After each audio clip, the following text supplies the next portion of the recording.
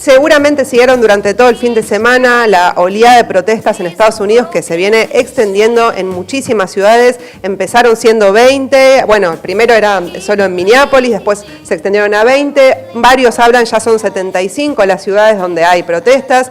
Hubo también represión por parte de la policía. Para hablar de esto, tenemos nuestra corresponsal de Estados Unidos, del Left Voice, Tatiana Cosarelli. Buenos días, Tatiana, ¿nos escuchás? Jessica Calcaño te habla. Sí, hola, buenos días, ¿me escuchan? Sí, perfectamente. ¿Cómo estás? Buenísimo, muchas gracias por tenerme en el programa. No, gracias a vos. Y queríamos empezar para que nos cuentes un poco más cómo estás viviendo. Sabemos que, bueno, vos estás participando de todas las manifestaciones. ¿En qué ciudad estás? Contanos y cómo se está viviendo. ¿Cuál es el clima que se respira en las calles en todas estas manifestaciones que ya van por, si no recuerdo mal, ayer fue el 6º día? Sí, sí. Bueno, yo estoy en Nueva York y empezaron a full las movilizaciones, diría, el viernes, entonces hace más o menos 3 días. Y son movilizaciones que son organizadas por la ciudad entera, por ejemplo, por varios grupos de la comunidad negra. Entonces, por ejemplo, ayer hubo 8 diferentes manifestaciones en 8 diferentes partes de la ciudad de Nueva York, con miles de personas que fueron a diferentes lugares de la ciudad para movilizarse, con, bueno, miles de personas en cada movilización. Y ciertamente lo que prima es lo espontáneo, ¿no? Bastante confusión, pero bastante creatividad también en las movilizaciones. Claro, y los puntos de concentración, bueno, Tati, los puntos de concentración de las movilizaciones, ¿se anuncian previamente en algún lugar o más bien es como que se sale a la calle y cada uno va al punto donde encuentre? Bueno, se anuncia previamente por Twitter o por Instagram, pero también muchas veces estás caminando por la calle y ves una movilización y ahí te sumas a esa movilización. Y bueno, como hay represión de la policía, bueno, hay muchas veces, bueno, tienes que correr de la policía y después te sumas a otra movilización, porque hay, bueno, miles de personas en las calles en diferentes localidades de la ciudad movilizándose. No hay tipo, o empiezas aquí y terminas aquí. Claro. Y es más o menos eso. Y son movilizaciones muy juveniles, ¿no? Encabezadas por una juventud negra, radicalizada, ¿no? Por años de experiencia con la violencia policial, pero también es una juventud bastante multiétnica, ¿no? Mucha juventud latina, que también, bueno, es criminalizada no solo por la policía, sino también por la migra, por ICE, y también tipo mucha juventud blanca que hace, no sé, 2 meses estaban tocando puertas para, bueno, tratar en su apoyo a Bernie Sanders, y esa juventud también se está movilizando. Entonces son movilizaciones muy juveniles, y bueno, las consignas que priman, ¿no? Es justicia por George Floyd. Todos vimos, ¿no? el video brutal de la policía, y hasta ahora solo fue preso un policial. Hubo más 3 que estaban ahí, solo fue preso 1. Entonces, bueno, eso es lo que prima, pero también el sentimiento es muy antipolicía, porque la policía reprime, bueno, en todos lados, ciertamente en Nueva York. Entonces, lo que prima son consignas muy antipolicía. Claro, y te quería preguntar aunque también a veces se habla también en contra de Trump. Discúlpame, Tati, al ¿Sí? inicio de la pandemia, hace varias semanas, también se supo que hubo organización, huelgas de trabajadores jóvenes, también precarizados en las tiendas de Amazon, de las aplicaciones que son repartidores. ¿Esa juventud está presente en estas nuevas movilizaciones contra la violencia policial? Sí, sí, totalmente. O sea, yo diría que, bueno, esas movilizaciones, aunque eran pequeñas, eran importantes porque, bueno, justo se hablaba contra bueno, la superexplotación durante el coronavirus. Y algunos de los dirigentes importantes de eso ciertamente están en las movilizaciones. Nosotros desde Left Voice tenemos varios camaradas que son médicos o enfermeras que también vienen movilizándose en las calles. aunque muchos no se expresan como sectores de la clase trabajadora, sino como, bueno, como personas que están por lo que pasa en sus barrios. Claro. Y bueno, En ese sentido. lo que es claro es que bueno, el problema racial es algo estructural que ocurre en Estados Unidos. Lo que te quería preguntar es si ves algo nuevo en esta oleada de protestas, considerando el contexto, ¿no?, de pandemia, desocupación, si hay algo nuevo con respecto a otros años. Sí, para mí sí, hay algo muy, muy nuevo de estas movilizaciones. Bueno, obviamente que está pasando en muchos lugares de la ciudad, del país. Todas las ciudades principales de los Estados Unidos tienen movilizaciones. Hay 40 ciudades que tienen toque de queda en la Guardia Nacional que fueron movilizadas. Y bueno, sí, justo también para mí hay mucha bronca, y la bronca es sobre la violencia policial, pero también sobre, bueno, un contexto en el cual el desempleo está a niveles de la depresión y en el cual, bueno, el coronavirus no es que mata a todos por igual. En los Estados Unidos, bueno, Estados Unidos tiene más de 100,000 muertos por el coronavirus y la comunidad negra es representada mucho en esos números. Entonces, el coronavirus está matando a personas negras en proporciones mucho más altas que personas blancas. Y entonces hay mucha bronca también eso.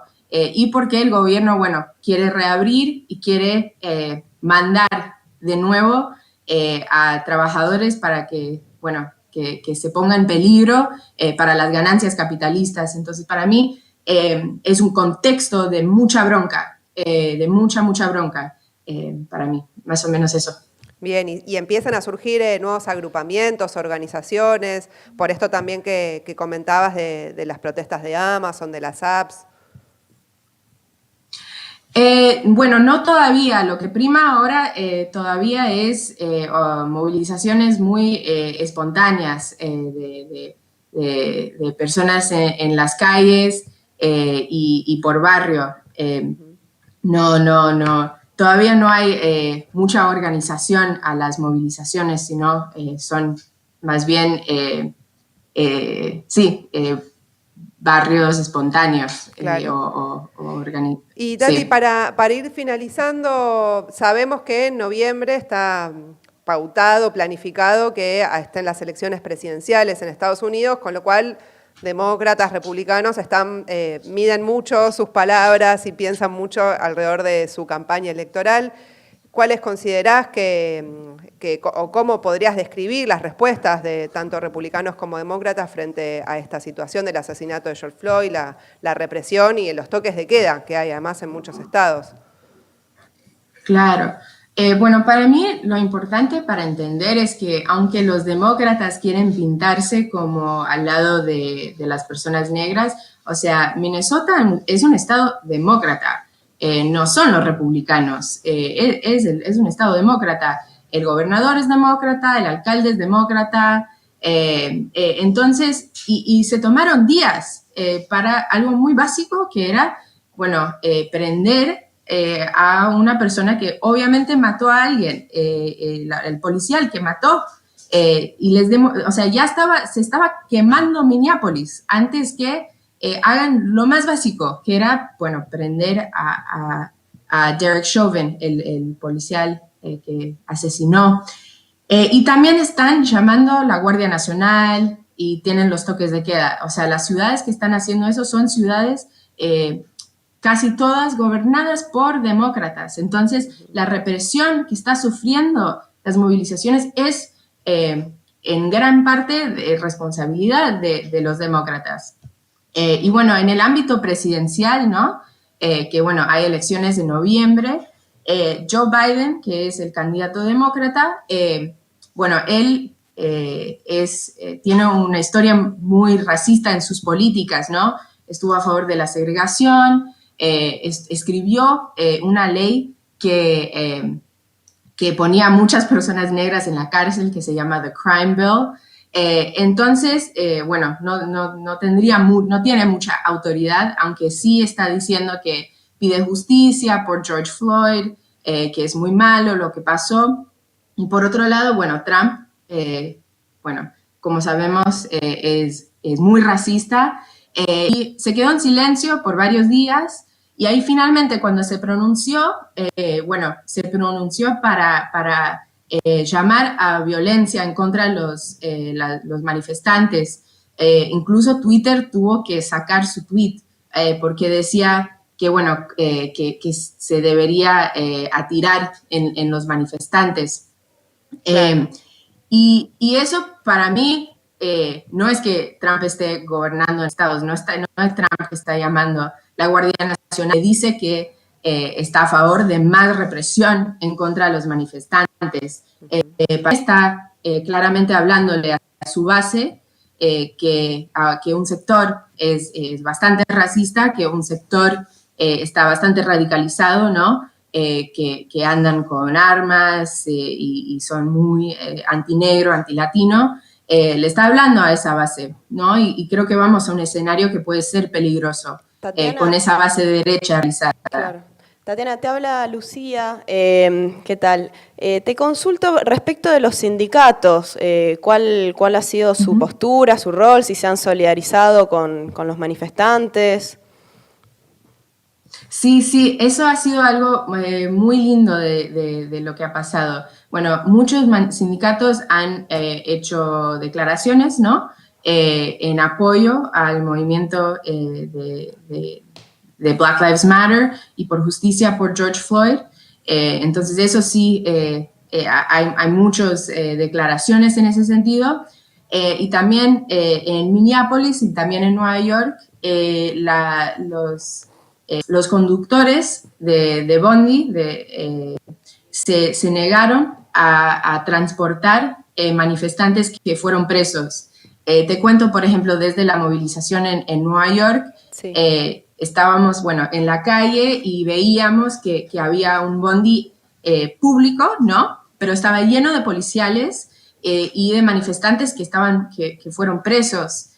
Y bueno, la gente gritaba para soltar a los manifestantes y lo que vimos fue que el trabajador que manejaba el Bondi salió del Bondi y se negó a manejarlo. Y bueno, eso también pasó en Minneapolis.